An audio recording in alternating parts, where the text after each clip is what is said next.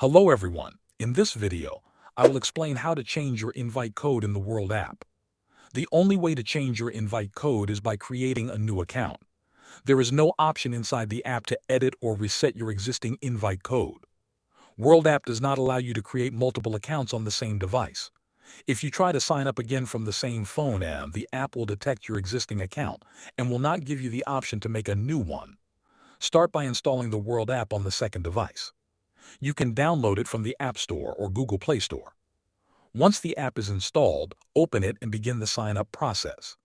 Enter your details and follow the on-screen instructions. To complete the new account setup, you need to verify your account. In World app, the only way to verify your account is by using an orb.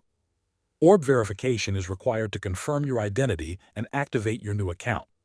Without orb verification, your account will remain unverified and you will not get a valid invite code.